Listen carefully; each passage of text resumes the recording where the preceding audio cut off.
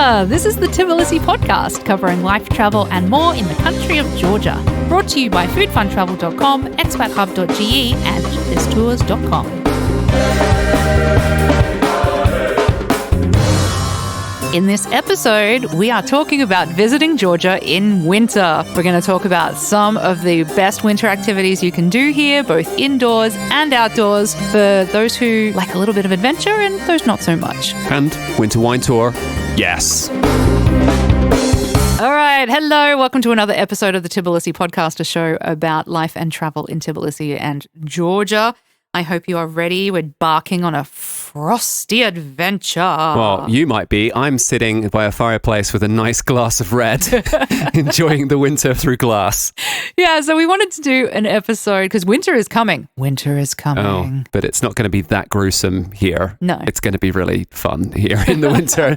There's not going to be lots of rape and pillage going on like in Game of Thrones. I mean, previous Georgian history. Well, yeah, but no, that's not happening right now. Not so modern history. Yeah, and there's no dragons. We're good. No dragons. But yeah, Georgia's a destination that people come in like spring, summer, autumn, and then we do still have some people come in winter, but we think more people should realize actually what's going on here in winter and what you're missing out on. Yeah, July, August is like peak tourist season, as I suppose it is across a lot of Europe, even though it's really hot in August. So it's like maybe you should come here at a time when it's not really, really stinking hot. Yeah, and actually Georgia is anything but dull during the winter months. There is a lot to do. So we are going to do a whole episode on some of the best things that you can do here in winter to get you a little bit inspired to book a winter vacation to Georgia, which will, of course, involve food and wine because... Well, it's Georgia. And it's us. Yeah. So here's your ChatGPT lead-in. So just unashamedly now. Grab your glass of wine, snuggle up, and let's dive into the winter wonderland that is Georgia. Okay, great. Some derivative stuff going on there. Brilliant. Yes, I love ChatGPT. I use it a lot. I know how to auto-correct it, like how to correct all of its errors because I live here. So we fix all of the problems that it comes up with. I use it to give me outlines, to help put the outlines together, and then we faff over the top of it. Lovely. Lovely. Sounds great. What a great podcast, hey, everyone. Definitely a 5-star podcast.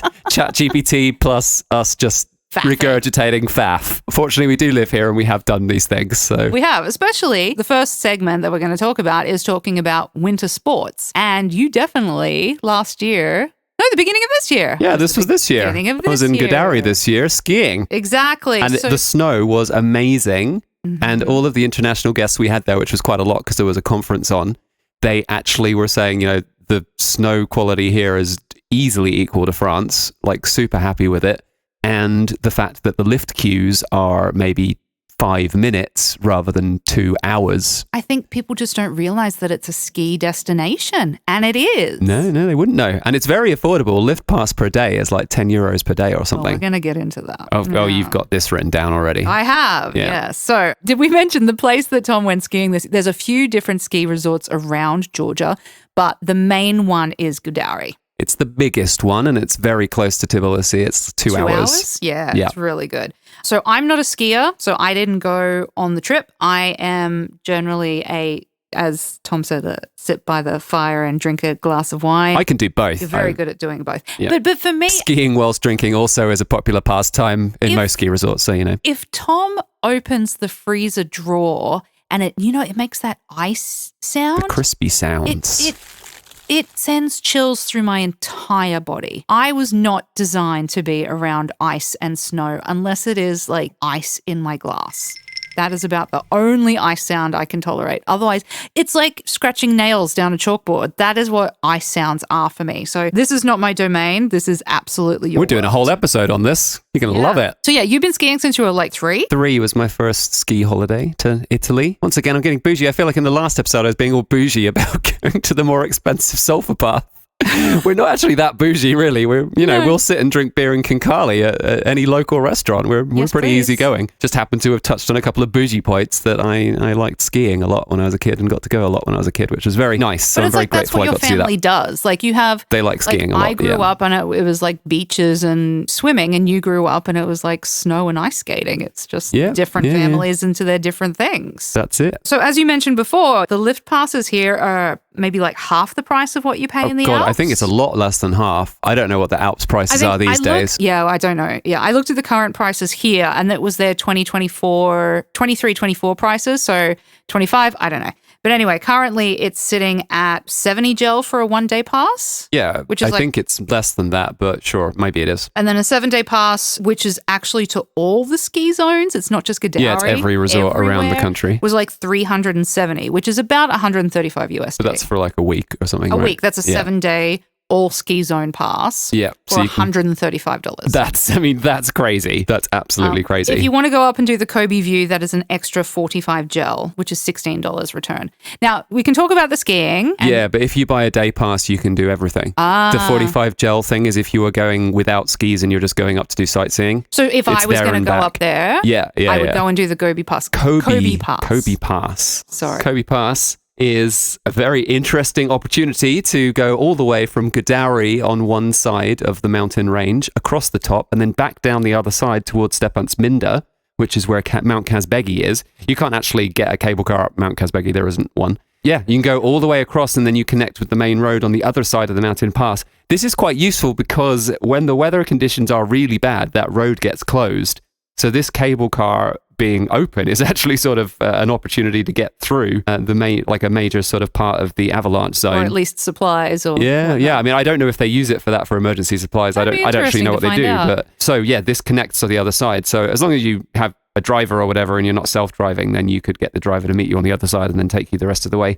So if you were going on foot, you don't have to go to Gudauri to go skiing. You can go to Gudauri, do this trip for 45 lari up and down the other side, and then the driver picks you up on the other side, and then you keep going to Mount Kazbegi and see all the snow there and stay at Rooms Hotel or whatever. Pictures, and it was just stunning. Beautiful views. Stunning. Yeah. Yeah, and you can see the peak of Mount Kazbegi relatively clearly from the top of Kobe Pass. And this is a full enclosed gondola, I suppose is the word you'd probably use for this. It's not a cable car, which is like a single car going both ways, like two cars.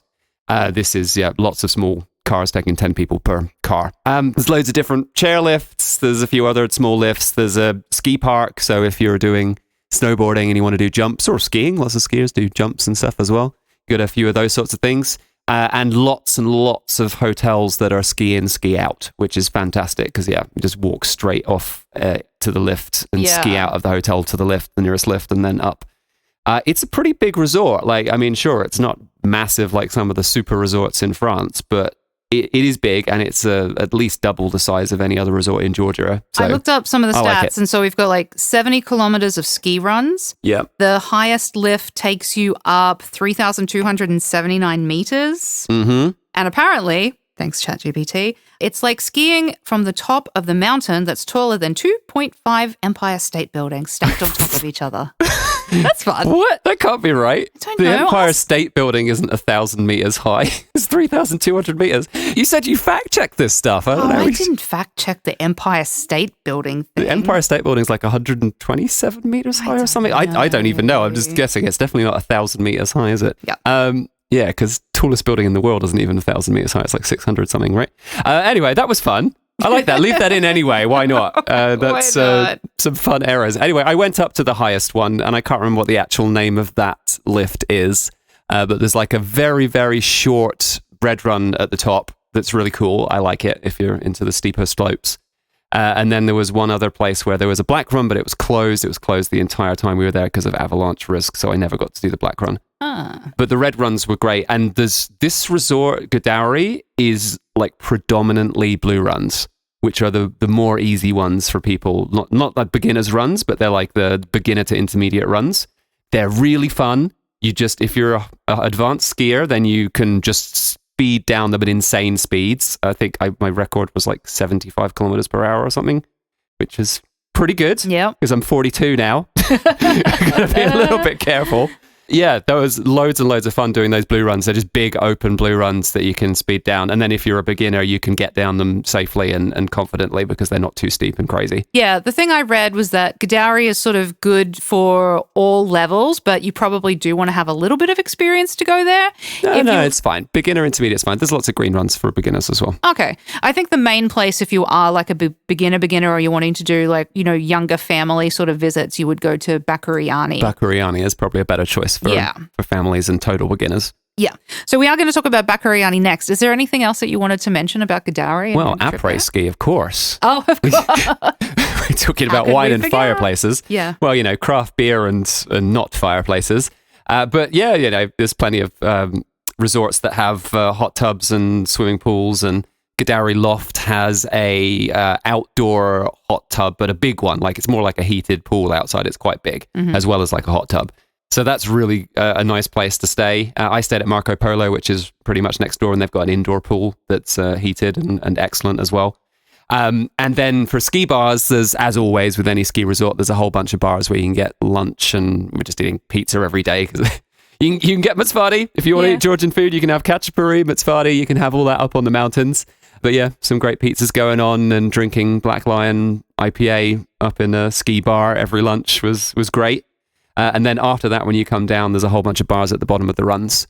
And there's a couple that are sort of midway that if you're more advanced and adventurous and happy to have a few beers and then ski home, then, and this is a classic thing. Yeah. If you're a full-time skier and you love doing this stuff, you definitely have a couple of beers halfway up the slopes and then ski down in the dark. Why not? Because that sounds sensible. Yeah. But that's what everybody does. Yeah. And yeah, sure. I mean, if you're really drunk, you might have a few issues, but don't get really drunk. So there's a few places like that. They'll stay open till after dark, and you can do that and ski back to your hotel. So yeah, I was just skiing straight out down to the hotel. I think it's one of the only places that offers night skiing. I might be incorrect. They have a night area, but what I'm talking about is the just skiing back to your hotel after a couple of beers situation. Yeah. But they do have a night skiing zone, which actually also happens to be right on the run, and it's a green run, so it's quite easy for beginners. It's right next to where Marco Polo and Gudauri Loft were.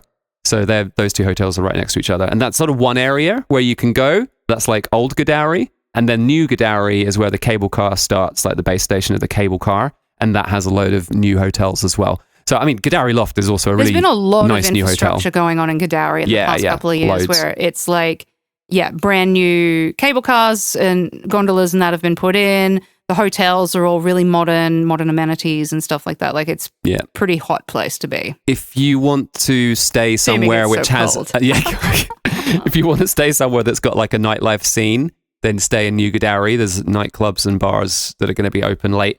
If you want to, have your après ski and ski back to your hotel at the end, or do the night skiing and those sorts of things, which I think is only at the weekends normally. Then old Gudauri, because it has some really nice hotels there, are a bit more laid back. So yeah, Marco Polo was pretty chill, pretty easygoing, which is great as well. So it depends what you're looking for. If you want nightclubs, it's not like a full nightclub scene. It's more like those nightclub bar type places. Oh yeah, they got Black Dog up there. We were up at Black Dog, the craft beer bar. Mm-hmm. They have their own bar up there, and that was just packed.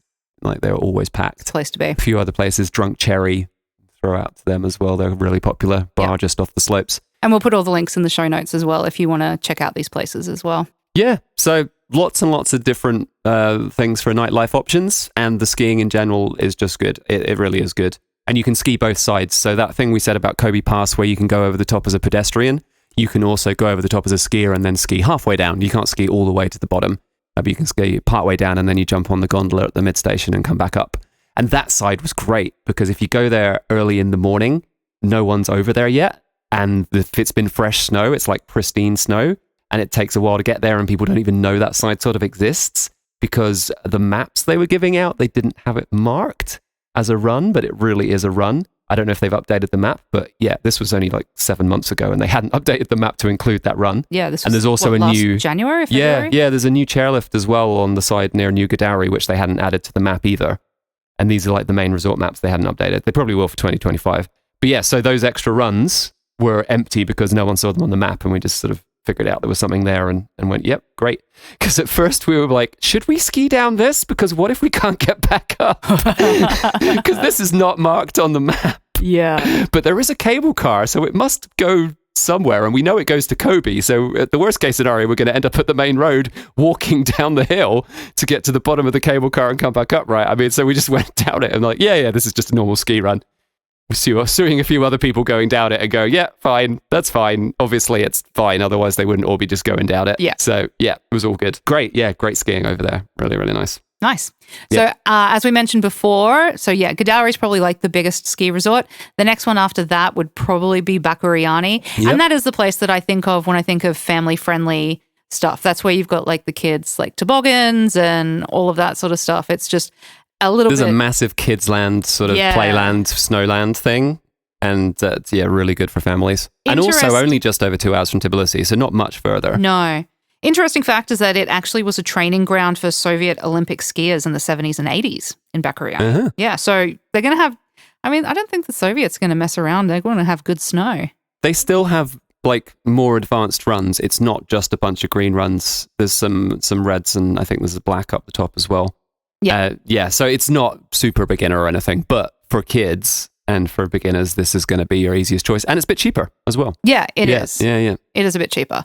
So there used to be a really incredible train that ran, because basically if you're wanting to get there from Tbilisi, you'll either get, there is a train, a very, very slow train. I don't think most people are going to use the train. You're going to take a it goes to transfer Borjomi, which did we do it? We did an episode on the Borjomi mineral water. On the water, yes, but not on the tourism in Borjomi. Yeah. We might do one on that another time. So there was this really incredible train that went from Borjomi to Bakuriani, and I did it in winter 2020. Yes, before it all happened. Yeah. In the before times. Just before COVID. Yeah. And it was beautiful. It was one of the most beautiful things. And one of the bridges is designed by the guy who designed the Eiffel Tower. Like, it's really important sort of thing. Yeah. Going on this train, it was like this incredible wonderland of just snowy trees and winding around. It was the most beautiful experience. But since COVID, it hasn't reopened, which has been really sad. And we keep asking what's happened and why it hasn't reopened. No one's taken on the project. No one's got funding to do it or something. Yeah, it's weird. They're just really not opening weird. it. So you used to be able to take the train because a lot of people do like to stay in Borjomi and then go up to Bakuriani for the day and vice versa. Mm-hmm. But now you probably want to get a private transfer to Bakuriani. There are hotels up at Bakuriani as well. I think they fully got Bolt. This is another thing. Bolt Taxi. Bolt Taxi has moved itself into seasonal ski resort stuff. So in Gudauri, we had Bolt Taxi, and in Bakuriani, they also have Bolt Taxi. So you can just order a taxi. You don't have to worry about hustling with the taxi drivers anymore. No, you can just book a taxi when you get there to go up. That's easier. Yeah, but just bear in mind, I was quite surprised the price bumps. Yeah. The price bumps for ski resort taxis are insane. The prices were like 3 or 4 times the price in Tbilisi for a taxi. Which is fine. Sure, you're getting around an icy ski resort and, it is what it is. Yeah. But it's very convenient to have that option. Yeah. So you might find that booking a go trip from Tbilisi, booking a driver all the way to Bakuriani is actually easier than trying to get some sort of public transport to Borjomi and then getting a taxi last minute. The slow train. Yeah, but if you really need to save money, if you really, really, really, really need to save yourself and you're not sharing with anyone, you're going by yourself solo, and you need to save a couple of hundred lari, then that obviously can make a big difference to your travel budget. I think the Masukas is only like 15 gel from Gudauri bus station. Whereas you can get a Bolt all the way from Tbilisi to Bakuriani if you want. Yeah, it's quite a price difference. I travel. looked at the prices of Go Trip and you're probably looking about 250 gel for the transfer, which is about $92, or as I said, the Machuca, which is like 15 gel. Yeah. It's a big price difference, but it's up to you and what level that you're traveling at. Between 4 people sharing a car or something, it's more reasonable, isn't it? But so temperature-wise, at that time of year, both Gudauri and Bakuriani, you can expect probably between -5 and 5, which sounds like hell on earth to me. But anyway, some people love the it. temperatures vary depending on the time of the year. So January is obviously going to be a lot colder than March. February was perfect. We had sort of -12 or something at night, and then like -10 during the day on some days, which of course, once the snow starts to melt a little bit, the snow gets slushy and skiers don't like this. This is not fun. Yeah. So when it stays below 0, this is actually a lot better. And apparently, another little fun fact, Bakuriani's climate is they've got really, really clean air there. Yeah. And it's a place where a lot of people, like a lot of doctors will tell people to go if they're recovering from illnesses, like any sort of chest infections and stuff like that. Go there, breathe in the air. Bakuriani. Bakuriani. Yeah, I mean, it's higher. Well, Yeah. also even like Borjomi, if you listen to our Borjomi episode, there are mineral warm spring waters that are known for having medicinal properties as well in Borjomi. So it really is a place, especially, I mean, for years and years, but once they were discovered, like a lot of Russian tourists would come back in the olden days, like when they, you know, come and stay where the Tsar stays. Like he used to go there on vacation and stuff like that, I think. Yeah, I mean, lots of people. It's a famous resort. So they would go and just, it was like a rest and rejuvenation and get healthy sort of place. You go to the sulfur spas, the mineral spring waters, and have a bath, and then you go breathe in the fresh air in Bakuriani. Like, it's really nice. And in those days, the train from Borjomi, which was like a terminus point, well, yeah, you got a second train that goes up to Bakuriani that's like a mini train separate. I think it's a different size train as well. Like the rails are different. This connected to Moscow directly from Borjomi. So if you go into, like, if you go in the old station back in Soviet times, it would have like, you know, the Moscow train is leaving at 5 p.m. Jump on the Moscow train. I think there was like a train to Vladivostok as well from Borjomi. Yeah. So you could jump on that train, and I mean, it's probably going to change trains partway through, but it was considered a serious, like, actual endpoint for Soviet Union trains. Yeah, it was like because from Tbilisi Borjomi, it went south through Armenia and whatever, but to Borjomi it stopped. Yeah, the thing that people don't realize is, back in the day there were direct lines to Borjomi and also to Skaltubo, which is another place with the mineral springs. Near Kutaisi. Yeah, all these places that Russians on vacation would come for their health and wellness vacations. Luxury resorts for Soviet times. Yeah. Because, you know, obviously during Soviet times, everyone was equal. And how did they all afford the luxury resorts? Let's not get into that. Some were more equal than others. Indeed. Yeah. Best time of year to visit for skiing. Yeah. So generally, the ski season is kind of from December to April-ish, they say. But it's a lie. It's difficult. You really need to pay attention every year, because it just varies. And the resorts will be on it and will tell you when they're going to open, but not necessarily. We have people turn up expecting to be skiing in December and they're not open yet because they just haven't got the snowfall that they wanted or whatnot. So you got to have a little bit of flexibility. The problem is, and don't come on the cusp of either end. Like that Georgia isn't so good at keeping their websites updated. No. I mean, I love Georgia for many reasons, but keeping their information current and updated constantly follow them on, is a problem. Instagram and Facebook. Yeah, so what you'll find is you'll check the official website of like Gudauri or one of the official websites, and it will say the ski lifts open on December 1st, but that's an advisory date. Yeah. The ski lifts open on the date where they think they have enough snow to open the ski lifts, and normally that is not until Christmas, our Christmas, 25th of December, or that week. Occasionally it's a bit earlier, occasionally it's a bit later. So if you're booking like a trip before 25th of December, you should assume there's a strong possibility that the lifts won't even be open and you're just going to be sitting in the ski bar. Yeah. Or you could go and drink some wine in wine country and look at some mountains there instead. We're going to get to that one soon. Before we move on talking about skiing in this particular region, let's talk about gear. If you don't want to be lugging all of your skis and clothes and everything across continents, you can hire them here. Like, how did you find the rental of ski equipment? It was easy, yeah. Quality, affordable. Lots of different rental agencies in Gudauri. Most of the hotels have their own one at the hotel. And they seem to have realized that they should sort of standardize the prices. So basically the difference in price between the cheapest and the most expensive is like plus or minus 10%. So it's pretty much just they're not trying to scam someone. You go into any one of them, you're going to pay roughly the same amount as you would at any other one. So very straightforward. And of course, the rental prices compared to somewhere like France are a lot less. Yeah. And good, decent gear. Like maybe not the absolute top line gear. You can pay a lot more for some top line gear. They did have options for premium stuff. If that's what you want. Standard stuff was totally good. They also do have plenty of ski schools if you are needing any assistance with that. And they have English-speaking instructors. So they probably have other languages as well. You know, some people speak German. Quite a lot of guides speak German and different languages. So just check in and see if you can find someone who speaks your particular language. But yeah, Russian, English, German seem to be the top ones. Yeah. Quite a lot of German, actually. What a surprise.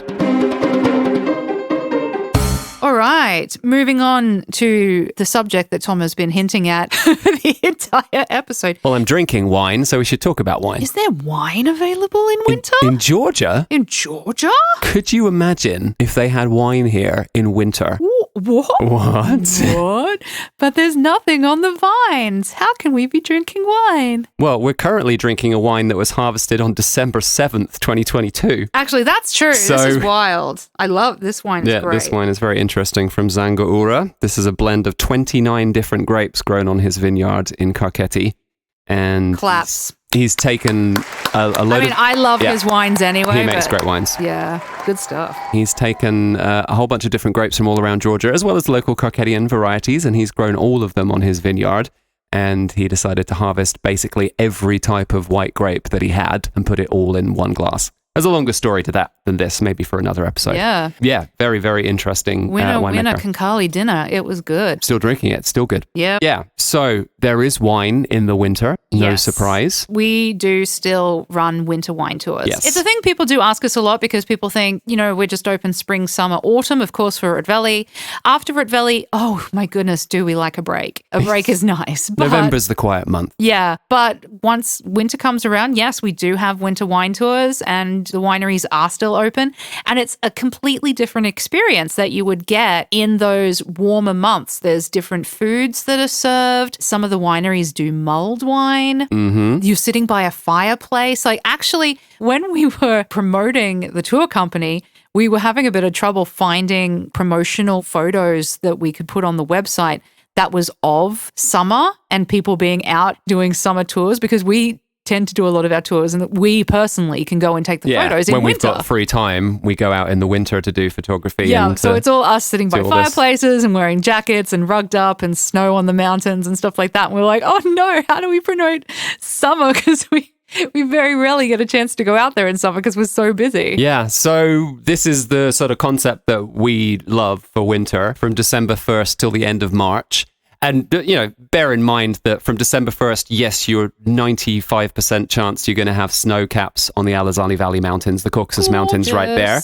Almost certainly you're going to have some snow caps, but it might not have been the full snow yet. It might have been the partial snow, and there'll be more snow coming later. So it's like end of December. By end of December, you're expecting there's a solid amount of snow on top of the mountains. And by end of December and into January, you're expecting that Signagi, which is like one of the most famous towns in Kakheti, and one we did an episode on, if you check back through our back catalogue, that wasn't long ago, that town is going to have some snow there as well, most likely. We can never guarantee snow. Funnily enough, we're not weathermen, and even weathermen seem to fail at guaranteeing snow. Yeah. But if you are lucky enough to get the experience of being in Signagi on a snow day, it's slippy, so be careful because it's a lot of cobblestones and climbing up on the fortress walls is slippy. So, yeah, I mean, if it's too icy, we probably won't take you on the walls. Yeah, the walls covered in snow. Walls covered in snow, great. Gorgeous. It's beautiful, beautiful. Yeah. And the other reason that I love winter for visiting wine country actually more than summer, aside from the fact that it's really peaceful and quiet because there's no tour buses in Signagi, and the wineries are quiet, so pretty much you normally get the entire winery to yourself. And you get the winemakers' full attention. Yeah, because they're not as busy, they're not as stressed like they are during harvest. They're quite busy doing things. I mean, they still want to have fun, and they do. But yeah, in winter, it's like everybody's downtime because we've harvested the grapes, they've gone into the cafeteries, all of fermentation's over, they've sealed it, and they're just leaving it to age for the winter. Exactly. So they're really chill, and it's really, really fun. And if you're lucky, you might get to try some baby wines that haven't actually finished aging at all. So like the new wines, occasionally we get to taste those. Not always, we don't guarantee that. But the reason that I love the winter trip the most is because of the view of the mountains in Kakheti. During the summer, it's hazy. So yes, you see the mountains, but you may not see much of the mountains. You've got to get up pretty early in the morning to see the mountains without a haze. So if you're on a 2-day tour with us, then you can get up at 7 a.m. or 6 a.m. or something and maybe get a really clear view. But if you're on the 1-day tour, by the time you get out there, you can't always see the mountains. You still see the whole valley. The valley's amazing. Gudauri Mountains you still see, but the peaks of the Caucasus. For a start, they don't really have any snow on in the summer, which is sad. Global warming. Apparently they used to, like 20 years ago, they used to still have snow all year round, just on the tops. But the main thing is that the sky, and when it's a clear day, The sky is blue. We have lots of sunny days during the winter. It's not drizzle and horror like it is in England. So yeah, it's not just drizzle and wet and grey. It's normally blue sky, or Once it's again, maybe I will say, snowing or we raining. are not weather people, and this doesn't happen all the time. Sometimes Yeah. This is no you guarantee. can't see past your hand, you know. Yeah, we've had a few days where it's been a complete whiteout, but that doesn't happen that much. Normally, not normally, but enough of the time that you got a good chance of it happening, you're going to get clear blue skies and you're going to be able to see the mountains and the tops of the mountains. Yeah. And all of my best photos of the Caucasus Mountains are of between January and March. Yep. All of them. They're amazing. The sky is perfect. The clarity is there. Like there's no fog and mist and haze like you get the haze in the summer. It's amazing. Really, really great. Yeah. So that's it. And then the other part that I love about the winter is that, they change up some of the menus. So you're getting some seasonal winter dishes. You're having things like satsivi, which is chicken or, turkey traditionally, but turkeys are just not that available that much. So most people use chicken at the moment. In this sort of spiced walnut sauce, but it's a bit lighter and different from a heavy Western Georgian spiced walnut sauce like karcho, which is quite heavy. This is a lighter, fresher, normally served as a cold dish. Which is weird for winter, isn't it? There's a cold dish. Weird. And it's also it's a Christmas dish, isn't it? Yeah, They it's serve it mainly at sold at Christmas. Yeah. That would be their Georgian Christmas in January, but we get it on all of our tours. So we have a little cooking class on our winter wine tour that is for a couple of Christmas dishes. Gozniaki as well, which is a walnut, also walnuts. If you have a walnut allergy, Don't come to Georgia. you might not want to come to Georgia especially not in winter, because there's so many walnut dishes. A lot of their winter dishes are walnut based, and a lot of their summer dishes are walnut based. It is a walnut country. Yeah. But yeah, we can do alternatives, but the cooking class stuff, these winter dishes are all walnut based. And yeah, really nice walnut dessert with honey that they make, this sort of crispy walnut bites, gozniaki. So yeah, we sort of show you how to make that as well. Yeah, you drink wine by fireplaces. Yeah. And then it's you have a little bit of a toasty. soup pour after you've had a couple of wineries during the day and a fireplace or two. And you still get your Then classics, super of time. course. You'll still get your Kinkali and your Kachapuris because they are just like table staples. But yeah, you also might get some karcho. You mentioned karcho before, which is like a spicy beef soup. But that's the West Georgian one, so they don't really do that in Karketi so much, only in restaurants. Okay, so for, Satsivi is what you're going to be getting. Tours, you might not get it, but if you're If touring you're going Georgia to West in winter, Georgia, you're going to West Georgia, and actually if you're up in the mountains in Kazbegi, because it's such a wholesome, filling, heavy dish, karcho is definitely on a lot of the menus. But I mean, some of this stuff is year-round available these days anyway. We're just saying it's seasonal, though, to actually come and eat it during the season is better. Yeah, absolutely. Things like ostri and chikmaruli and stuff like that as well. Like, it's stuff that you probably are more inclined to want to eat in the winters because it is that belly-warming, hearty sort of food. It's lovely. Yeah, it's good. So go to Karketi in the winter. It's so quiet. You don't have all the crazy bus tours going on like you do in the summer. I think it's a fantastic time to go to Karketi. Yep. And you get, as we mentioned before, you probably get to have Georgian hospitality at its absolute finest because people have time. Everything's going a little bit slower. Everything's a little bit more private relaxed. VIP than even the rest of the year. We try to keep things a little private and VIP as best we can during the summer, but of course there's a lot of tourists around vying for attention. During the winter, it's very easy to do. All right, moving on from wine country. Another really popular place to visit in winter is a place called Svaneti. Yes. I thought you were going to say something. This is in northwest Georgia. Yeah, so Svaneti is it's nestled really high in the Caucasus Mountains and it is a known UNESCO World Heritage Site. And this is because the Svans, which is the group of people that live up there, they have like their own unique language. And this is also the area where you will find Ushguli, which is the oldest continuously inhabited city in Europe. City might be a bit of a stretch. It's quite small. Village? Town, probably town. I say it's a small town. Yeah. So Svaneti and Mestia and Ushguli, they're known for their towers, especially in Ushguli, and the towers are what are the UNESCO These World towers Heritage. were not just places where people lived, but also their animals would live like on the ground floor. There's People would levels maybe to them. live a little bit higher up, and the towers were defensive towers as well. So it's like your home is also your castle, very literally. Literally. They're actually, so they're medieval stone towers that were built. And so if people were invading, it's basically like a personal you panic bring room. everyone inside you'd get inside the tower. It's a village panic room. And you'd get into these towers and you would sort of be protected, and they would have, as Tom said, you would have like the animals and everything on the bottom floor, and then you'd sleep on the next floor, and then there'd be a cooking space. Like these towers were like fully set up for you to ride out the invasion pretty much. And in the winter, it's so cold because it's right up in the mountains there that you would have all the animals would come in every single day, every night, every evening. They'd be in the entire time. So it was probably a bit smelly back in those days. These days, people don't really live like that. Smelly in those days. Well, yeah, that's true.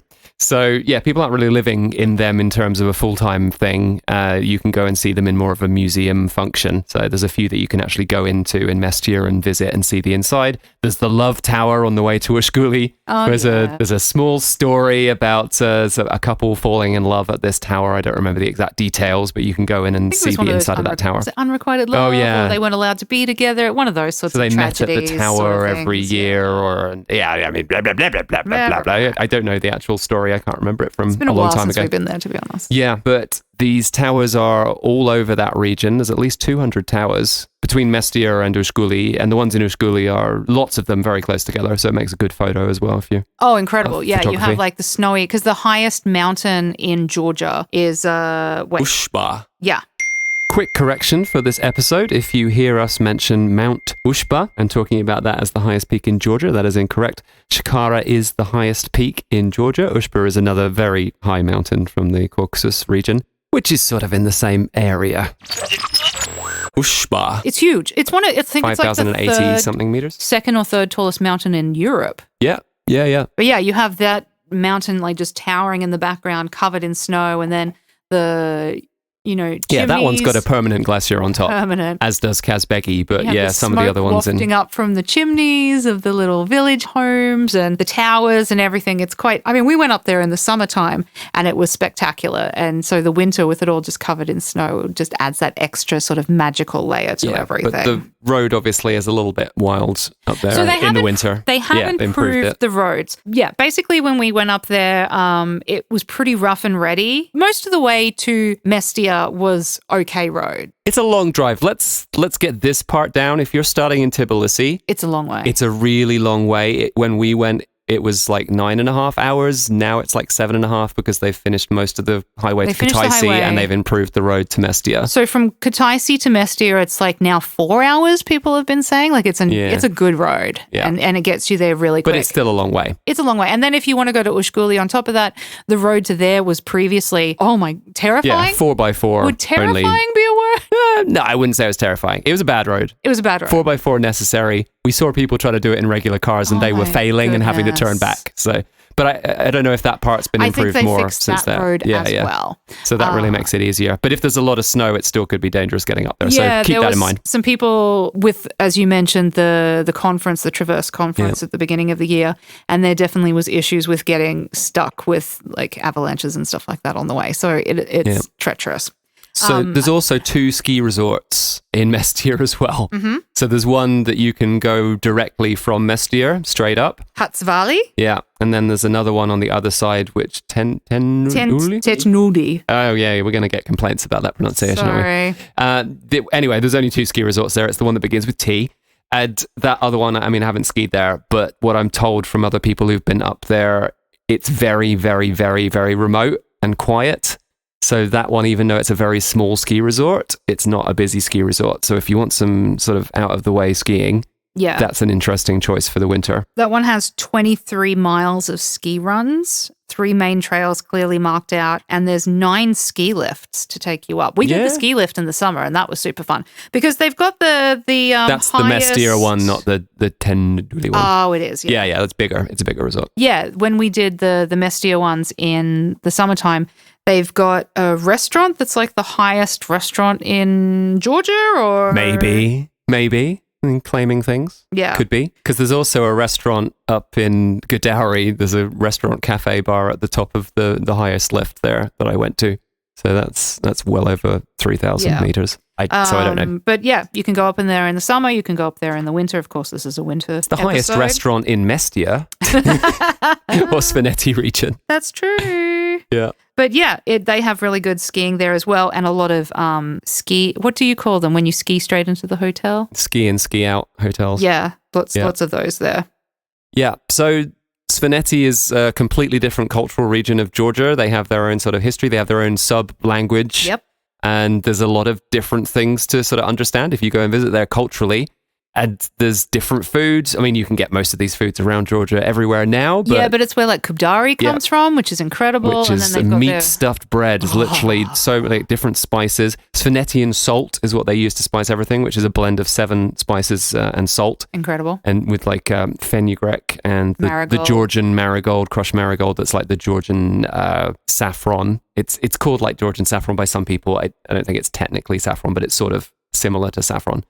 And there's different spices mixed together with the meat, and all of the meat that's cooking, like using like chopped meat that's a bit fatty, all that soaks into the bread. Svanetian salt tastes like Georgia to me. Whenever we go somewhere else, that is the spice of Georgia that brings you back immediately. The smell, the flavor, you're like, that is, for me, that is Georgia.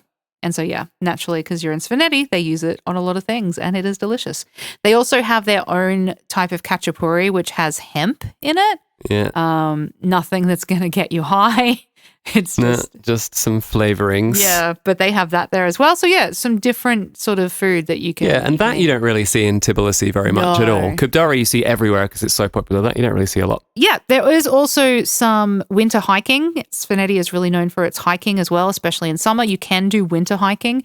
It is what it is. It's an adventure. If you're up for that, there are some incredible hiking guides that live up there and can guide you, and they're very, very professional and efficient in what they do. They're really, really incredible. They know what they're doing to keep you safe as well. Yeah. If you're going winter hiking, you know what you're in for. This hike from Mestia to Ushguli is basically the most famous hiking trail in Georgia. It's like a 3-day trail, and there's various places to stay along the way. It's busy.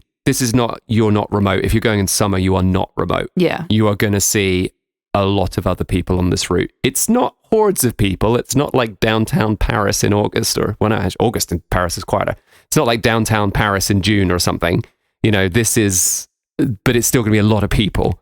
So you're not getting remote. If you want to go remote, that's not the one to do, but it is one of the most famous ones because it's just an amazing hike and it's a beautiful, beautiful landscape and scenery the whole way. Yeah, absolutely. And if you're looking for some indoor stuff to do, there is, of course, the Svaneti Museum of History and Ethnography. That's in Mestia, and that was really interesting. It's a modern build. I mean, it's what? Yeah, it was pretty new, 2015 or something like this, or a bit earlier than that maybe. Yeah, really cool museum. They had some really interesting things in there, and it's an indoor activity that you can do and just learn about the different things that they found in the region. Yeah, restaurants and bars there with maybe some live polyphonic singing sort of things going on. Absolutely. So it's a fun place to hang out. You can go there any time of year, and the winter you're going to have all of that amazing snow and go skiing as well if you want. Yep, just beautiful. Yep, remember it is what it is. Some of these places that we mentioned today, you can get stuck because of avalanches and whatnot, but just be prepared that it can happen. There's definitely people go to Kazbegi every year and get stuck there because the roads are closed. Can't get out for days. Yep. So plan around that. If you've got a tight schedule, you might not want to do those sort of locations. So also you can fly to Mestia. Yep. There is a flight. Of course, this is like 45 minutes as opposed to the 7.5 hours of driving to Mestia. But those flights get cancelled all the time during the winter, and it's a 16-seat prop plane. So, if you're not book a ticket. If you're not super confident with flying and really happy and joyful every time you get on a plane, then you might not want to do this flight. But of course, if you can actually do it, then you're going to get these incredible views of the mountains as you fly over the mountains to get there. Yeah.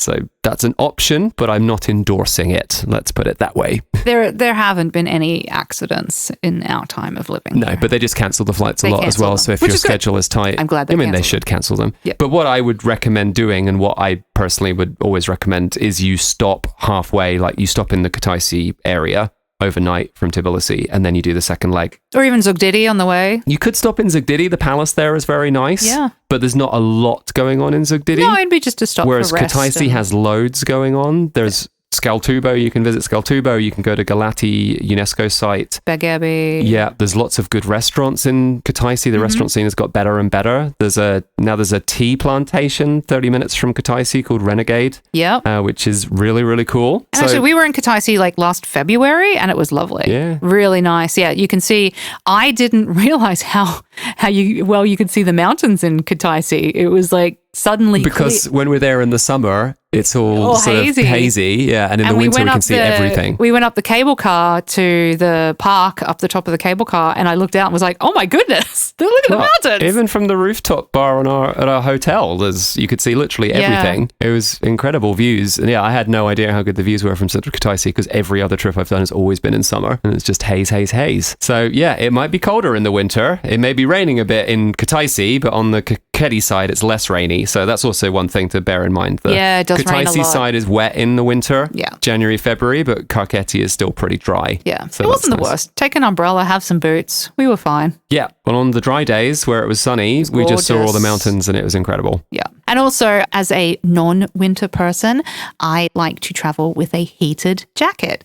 Yes. If you haven't heard, heated jackets exist. It's wonderful. So they've just got an element throughout the entire jacket and you plug it into a battery pack and it will heat you up and warm you up. You took the heated jacket up to Gudauri with you as well, didn't you? I wore it for skiing. For skiing, yeah. Yeah. And actually, I didn't really turn it on during the skiing at all because it was only like 0 degrees, -1. Anyway. And they're warm jackets and it's fully windproof. Yeah. I was really happy about how windproof it was because it was blowing at the top of Kobe Pass where you're right in the middle of two mountain ranges. Essentially, it's really, really, really windy sometimes. Yeah. Very, very fine. But it was great in the evenings when you went to après ski. Then you turn it on if you're doing après ski outside and you're not moving and skiing anymore. Yeah. That was the perfect time. So yeah, I had a nice windproof jacket all day and then turn the heater on as soon as I get down at like 6 p.m. and have a couple of beers and it's perfect. But yeah, as a non-winter person, this is how I survive winter. Yes, well, as also a non-winter person, even being English, I still like it as well. Yeah. Heated jackets are, a good idea. Yeah. They worked. This is a smart plan. All right, to wrap it up, should we also talk about Tbilisi in winter? Yeah, well, Definitely. I mean, because of course it's an all year round city, really. It really is. And as I said, August is just too hot and too many tourists. All the tourists come here during the hottest month of the year. Don't come here then. Yeah, I mean, Georgians are leaving Tbilisi in August. Absolutely. They're all going to Borjomi and to other places in the mountains, and all the tourists are coming into the middle of town. Yeah. And it's 36 degrees Celsius. Yeah. What are we doing? It's not pleasant. No, but I mean, it's fine. If you come here in August, then yes, your plan is to go out to the mountain areas, go to Svaneti, go to Borjomi and Bakuriani in the summer. Yeah. But yeah, otherwise. Or Tasheti because it's open. Yeah. You can actually get to Tasheti during the summer months. But Tbilisi in the winter is wonderful. Most of the time you will have blue sky days. It's not that cold, people tell me when I whinge. It's mostly dry. Yeah, you whinge. I mean, it's like 5 degrees or something. That's too cold for me. Celsius. And then, sometimes it occasionally gets below 0 and it occasionally snows. Yeah. But it doesn't snow for that long and it doesn't stay for long. Oh, no. It'll snow for like 40 minutes or something. Yeah, but then the mountains around Tbilisi, they still have snow on them for days, but the actual centre of the town and the roads and everything are clear. Well, you can go just up almost to immediately. Skineti, which is not far, like 20-minute drive, and you're surrounded by snow. Yeah, normally. Yeah. Because there's so many mountains around Tbilisi, we are in the centre of many valleys, surrounded by different mountains on every side. And when you go up to any one of those mountains, those quite often have snow for prolonged periods throughout the winter. Yeah. Whereas the center of the city, just for a few hours or a few days here and there throughout the winter. So it's very easy living here in the winter and visiting here in the winter. And you're so close to all these different places like Gudauri, that's 2 hours away. Signagi is 1 hour and 45 away. Yeah. Yeah, and Skineti, as we said, which is not a place that tourists go, but you can drive up through the hills and mountains behind here to Kakheti and Skineti. Mm-hmm. These words probably mean nothing to anybody. They're going, what are you talking about, Tom? Haven't heard of any of these. No. But yeah, you Look can. At the map, it's like you'll be right. 20 minutes away. Yeah. If you can spell Skineti. It starts with a T. It's even more confusing, isn't it? Skineti. Skineti. One of the things I do really love about Tbilisi in the winter is the prolonged Christmas. And I know that's a crazy thing to say because you can really get tired of hearing Mariah sing All I Want for Christmas Is You. But because they are Orthodox Christian here, 25th of December doesn't mean anything, but they still have the Christmas decorations out. I think mid-December, I'd say like the 12th to the 15th of December is when they'll start putting up the Christmas decorations around the city. And I'm talking like Freedom Square will be the statue of St. George in the middle will be turned into a big Christmas tree.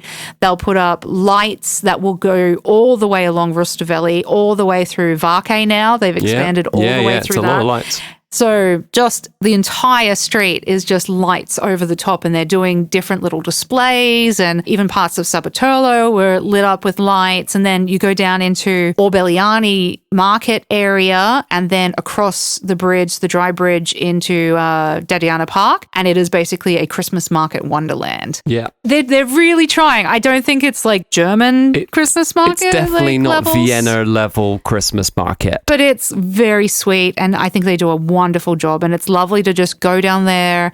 There'll be music playing, mulled wine, stuff for the kids to do, lots of decorations. Santa's stalls, workshop rides. Was there last year. Yeah, Santa's there, all this stuff. So it's and that's it's open. Nice. That'll really be there from mid-December until mid-January. Because their New Year, Georgian Old New Year, which no one actually celebrates as much now. It's not like as important as New Year on the 31st of December. Epiphany on the 19th? Epiphany's on the 19th. But January? Old New Year is on like the 14th.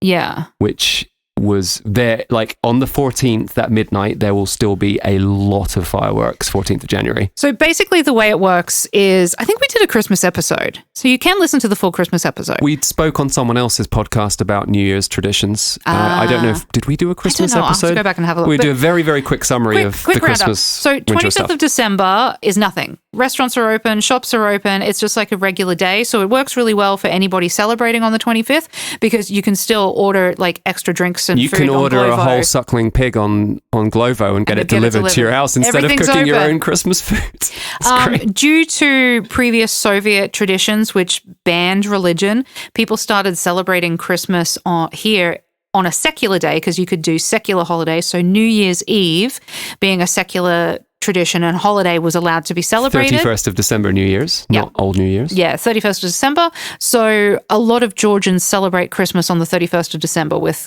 gifts and everything that we would do on the 25th.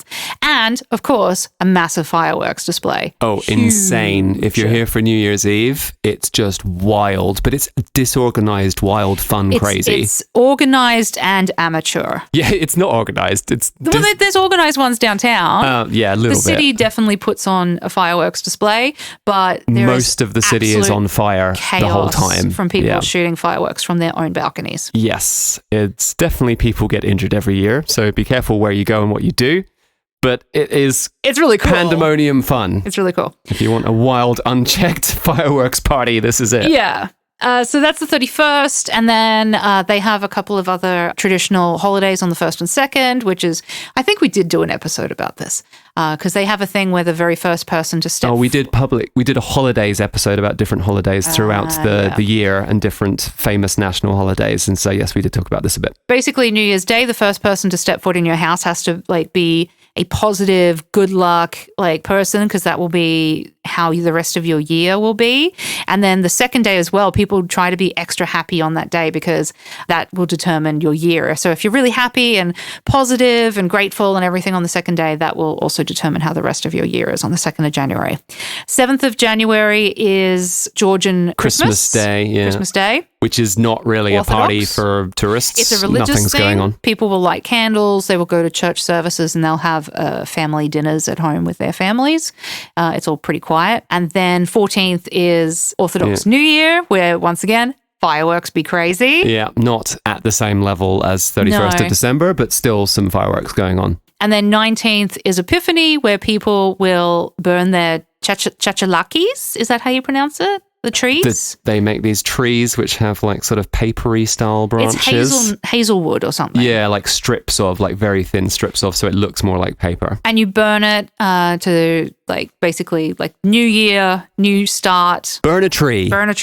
It's great. We did it this year and it was great. Yeah, it is fun. Yeah, so that's the whole Christmas thing. So basically you've got Christmas lights, you've got the ability to because one of the things that we really enjoyed was we were actually really busy leading up until 25th of December Christmas, but we still got to go out and enjoy and take our son out to do all the Christmas stuff after the 25th of December. It didn't all just shut down because it was still going on. So we still got to go out to the festivals and go out to the markets and take him out and do all this fun stuff. There wasn't such a rush to get it done by the 25th of December because we had extra time to go out and have a bit more Christmas fun. I liked it. Yeah. And if you turn up here on like January 2nd, flights, if you get flights after New Year is finished, flight prices are like super low everywhere. I mean, this is not just a Georgia thing. I mean, like flight prices are historically really, really cheap if you're flying somewhere around like the 3rd, 4th, 5th of January. Yeah. This is a really good time to take a trip if you want to save some money. Yeah, early January, no one's traveling anywhere. But when you come here, you're still going to have some Christmas stuff going on through until like the 7th or maybe even the 14th, depending on